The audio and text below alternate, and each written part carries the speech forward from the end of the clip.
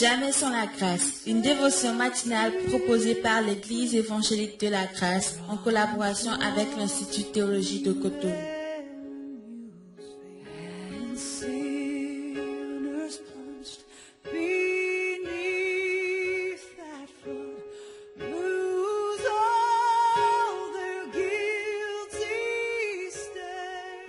Bonjour chers amis, chers internautes, nouvelle journée, nouvelle provision, bienvenue dans cette nouvelle dévotion de cette nouvelle semaine, que le Seigneur vous bénisse, qu'il vous fasse du bien, au nom puissant de Jésus-Christ.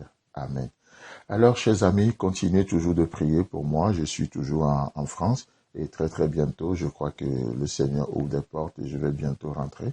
Merci pour vos prières, pour vos soutiens également et pour la famille que vous êtes pour nous et bienvenue dans la dévotion de ce matin. Amen. Alors nous reprenons notre passage et donc la semaine dernière, nous sommes en train de voir une illustration biblique du don d'exhortation. Et on avait parlé de ce personnage, Joseph, que les apôtres ont surnommé Barnabas. Alors, je reprends Actes chapitre 4, le verset 36 et 37, où il est écrit. Joseph, surnommé par les apôtres Barnabas, ce qui signifie fils d'exhortation, Lévite, originaire de Chypre, vendit un champ qu'il possédait, apporta l'argent et le déposa aux pieds des apôtres. Amen. Alors donc on avait vu l'importance parfois même des surnoms. Pierre, il s'appelait Simon, mais Jésus va le surnommer Pierre, n'est-ce pas? Et ça veut dire quoi? Ça c'est d'une manière prophétique.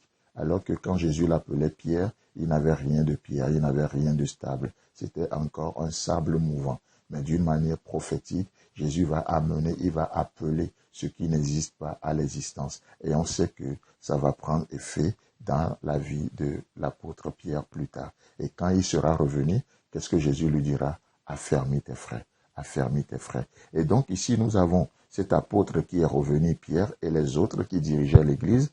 Et en tant que berger, ils ont l'œil sur les gens, ils s'intéressent à la vie des gens et qu'est-ce qui va se passer? Ils vont voir dans la vie de Joseph comment il a un don particulier d'exhorter. Et qu'est-ce que ce Joseph a fait? Il est venu en aide aux chrétiens qui étaient dans le besoin. Et alors que l'église primitive vivait ensemble, il y avait une famine, il y a une situation de besoin qui était là. Et ce Joseph, motivé par cet amour, donc pour encourager, pour exhorter, pour que personne n'abandonne la foi, pour que les gens puissent continuer la vie malgré tout. Qu'est-ce qui se passe? De lui-même, il va décider de vendre son champ qu'il avait. Je ne sais pas s'il est marié ou pas, mais en tout cas, il va vendre son champ et il va apporter l'argent à l'église de Jérusalem pour faire du bien aux frères et sœurs. Voilà là où va le don d'exhortation également. L'exhortation, ce n'est pas juste que Dieu te bénisse, que Dieu te bénisse. L'exhortation, c'est de payer le prix pour que ce pourquoi nous prions soit aussi atteint. Parce que Dieu veut se servir de nous-mêmes pour répondre parfois à nos propres prières. C'est comme ce père qui avait des sacs de riz, des sacs de maïs, tellement de nourriture dans son magasin. Et il ne veut pas donner aux gens, mais tout le temps, il prie pour les pauvres. Seigneur, bénis les pauvres, donne-les à manger. Et un jour, alors qu'il finit de prier encore, son fils lui dit, papa, si tu veux, tu n'as pas besoin d'adresser la prière là à Dieu. Adresse-la à moi et je vais répondre. Et le père dit, tu feras comment? Et l'enfant dit, mais je rentrerai dans le magasin et les sacs de riz qui sont là, qui pourrissent, je vais les sortir, je vais les donner aux pauvres. Vous savez, parfois, nos prières ne sont que de l'ironie devant Dieu. Et Dieu veut se servir de nous pour répondre aux prières les uns des autres. Amen. Et c'est ce que Barnabas a compris. C'est aussi ça l'exhortation, de voir, de comprendre que par nous, Christ ou Dieu veut exhorter le monde. Comme Paul le disait aux Corinthiens, n'est-ce pas? Par nous, Christ, Dieu veut exhorter le monde au travers nous, au travers toi aujourd'hui. Dieu fait de toi la solution au problème de quelqu'un. Dieu fait de toi dans cette journée la réponse aux questions de quelqu'un. Amen. Oh, parfois c'est de l'ironie de dire Seigneur bénis les gens, Seigneur visite les gens. Et par toi, Dieu veut bénir aujourd'hui. Par toi, il veut visiter aujourd'hui. Par toi, il veut parler aujourd'hui. Par toi, par moi, il veut se faire connaître aujourd'hui. Oh, quel privilège.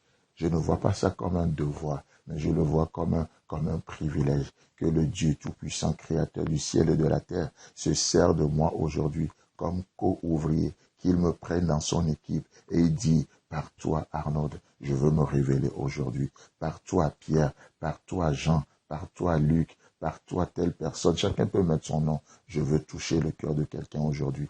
Et et Barnabas va faire cela avec un bon esprit. Et vous savez quoi?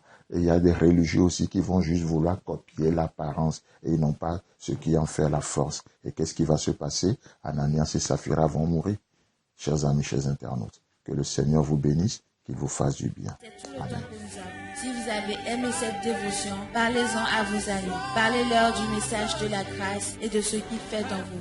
Pour un sujet de prière, une question ou plus d'informations, contactez-nous. Téléphone 64 88 35 87 ou 96 42 69 05 ou par WhatsApp au 94 75 80 20.